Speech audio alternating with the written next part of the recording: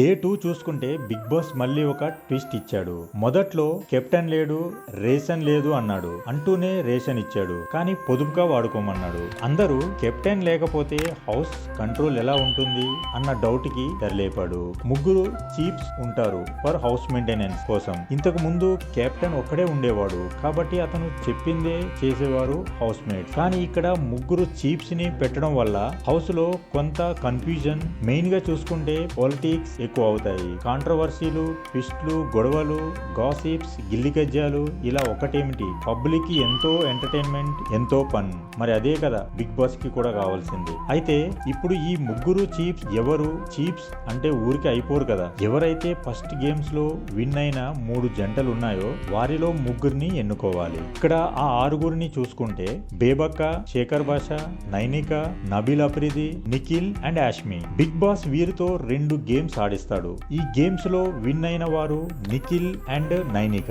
వీళ్ళు ఇప్పుడు చీఫ్స్ అయిపోయారు. అయితే బిగ్ బాస్ 3వ గేమ్ పెట్టి ఇంకొకరిని ఎన్నుకోవచ్చు. కానీ ఇక్కడ చిన్న రచ్చ, ఎంటర్టైన్మెంట్ ఉండాలి కదా. ఉండాలి అంటే ఏదో ఒక ట్విస్ట్ ఉండాలి. అందుకే చీఫ్ గా ఎన్నికైన నిఖిల్, నైనికని మిగిలిన 4గురిలో ఒకరిని ఎంపిక చేయమని చెప్పి వారికి టాస్క్ ఇచ్చాడు బిగ్ బాస్. అప్పుడు వీరిద్దరూ తర్జన భర్జన పడి యాస్మిని ఎన్నుకున్నారు. ఇక్కడ ఒకటి గమనించాలి. కేవలం 2 రోజుల వ్యవధిలో ఎవరు హై, ఎవరు లో అని చెప్పడం కష్టం. కానీ తప్పదు, ఎవరినో ఒకరిని ఎన్నుకోవాలి కాబట్టి ఎన్నుకున్నారు. అయితే మిగిలిన శేఖర్ భాష, నబీల్ అఫ్రిది, బేబక్కకి వాళ్ళు ఎక్స్ప్లెనేషన్ ఇచ్చారు. అయితే శేఖర్ భాష, నబీల్ అఫ్రిది కొంత డిబేట్ చేశారు. కానీ ఇక్కడ బేబక్క మాత్రం చాలా కూల్ గా ఓకే, మీరు తీసుకున్న నిర్ణయం నాకు ఓకే అని ఎటువంటి డిబేట్ చేయలేదు. కానీ అక్కడ ఖచ్చితంగా డిబేట్ చేయాలి. అక్కడ హౌస్ మేట్స్ సీత గట్టిగా బేబక్కతో ఎందుకు ఊరుకుంటావు,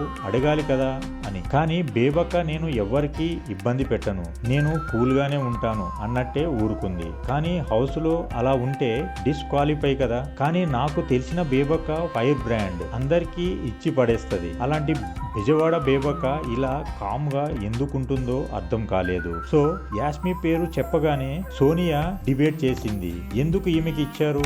నబీల్ అఫ్రిది గట్టిగా పోటీ ఇచ్చాడు, అతనికి ఇవ్వచ్చు కదా అని గట్టిగా ఆర్గ్యూ జరిగింది నిఖిల్, సోనియా అండ్ యాస్మిల మధ్య. మొత్తం మీద నిఖిల్, నైనిక అండ్ యాస్మి చీఫ్స్ గా సెలెక్ట్ అయ్యారు. ప్రస్తుతానికి నిఖిల్, సోనియా, శేఖర్ భాష, యాస్మి, మణికంఠ వీరి వాయిస్ కొంచెం గట్టిగా వినిపిస్తుంది హౌస్ లో. అయితే అసలైన సందడి ఈ రోజు ఉండబోతుంది. ఎందుకంటే ఫస్ట్ నామినేషన్ ప్రక్రియ జరగనుంది. సో చూద్దాం ఎవరి వాయిస్ గట్టిగా ఉందో, ఎవరు మంచి తప్పు ఇస్తారో, ఎవరు మంచి గేమ్ ఆడుతున్నారో తెలిసిపోతుంది. ఈ వీడియో కానీ మీకు నచ్చినట్లయితే please like and subscribe my channel. Thank you.